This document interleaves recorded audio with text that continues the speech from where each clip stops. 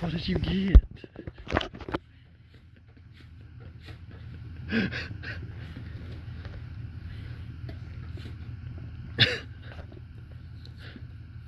What'd you find, kitty? He's like, well, it's not as entertaining as I thought it was. It won't fit my fat self. So I just figured I'd do a quick video showing off some of the electronics that I take out to the woods. I've just been out and got the Hero 10 right here GoPro, so it does 5K at 60 frames a second. It has a very wide lens on it, very portable, waterproof, things like that. I'm going to the Kaimichis this week, so I get to try it out and see exactly what kind of program I'm going to run with that.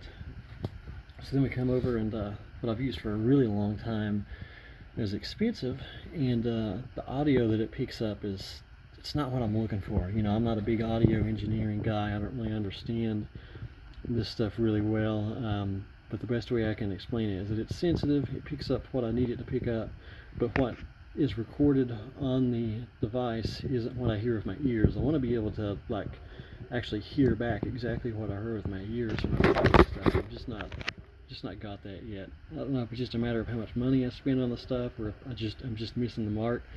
This thing cost me about $260 back in the day, and it's, you know, it's fairly weather resistant. You can see it's got ports on it for microphones, so you could hook microphones and run them around the woods for a little bit better audio. But it'll support, I guess this is something with audio, up to MP3, which is a compressed file format, so it's already going to be losing some quality just because of that. In the second half of this video, I'll be talking about actual videos and how to store those, how to handle those files. But the other option is to go with the WAV format, WAV files, and those are not compressed, but the trade-off is that the files are huge on those. So for this thing, what I do is I use rechargeable batteries. You know, I don't use any disposable stuff. EBL is really good. Those are huge capacity on those. It'll run easy 16 hours without missing a beat on those. And of course, while that's running, I can be charging more in the background, getting ready to come out. So then we'll move over to the third thing right here. This will be the first time using one of these. This is an old track phone. You know, I needed a separate cell phone besides the Verizon one that I had, so I went with this. It cost me about $60, subscription and all. It's a Samsung, I think A10 is the actual cell phone. And what you do, what I like to do when I'm recording audio out in the woods, don't use the built-in voice recorder on these Android phones. Go on the Play Store and get you an app called ASR. You don't have to get the Pro, you can just get ASR. I'm pretty sure there's not even hardly a reason to get Pro, but it's cheap anyway. But it gives you all these options, just like with the Zoom here. You can do MP3, you can do WAV. This thing only has 18 gigs of storage, so I'm going to do MP3. It's a much smaller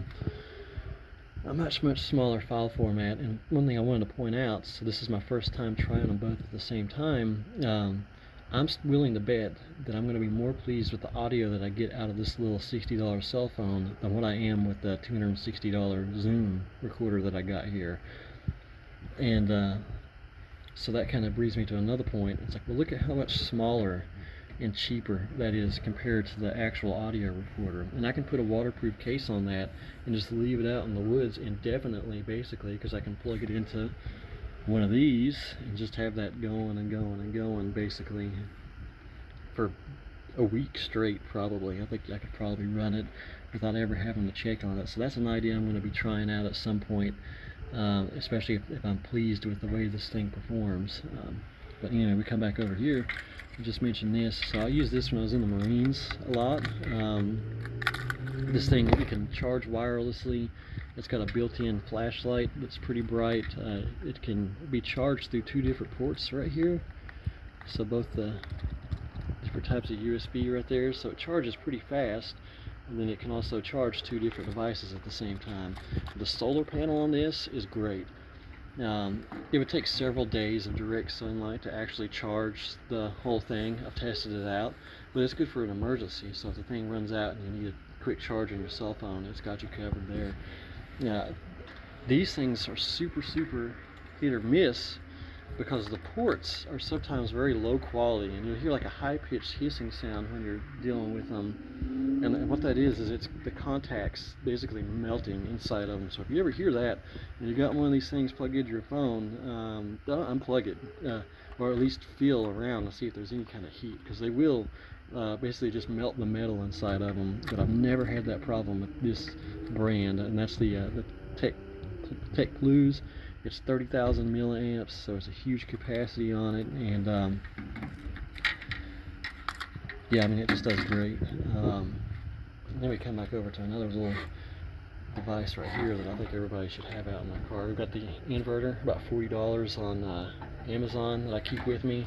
Sometimes I have to telework, so I might have to, if I get stuck out in the woods, I got cell service, I can fire up the hotspot, do a little bit of work, and plug my laptop into one of these ports. One end just goes into your charger on the car, and you come out with up to 300 watts across all 4 of these ports right here. So this thing is really great, especially for the price of it. Flashlight that I use, obviously I'm more of a headlamp guy.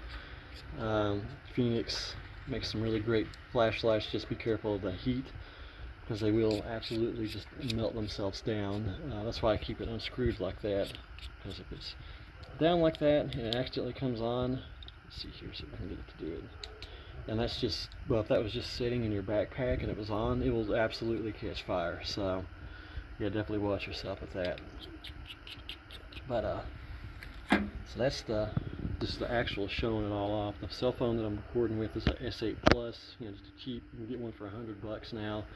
It does okay, I guess. It records good audio. It records kind of shoddy video, but it's better than nothing.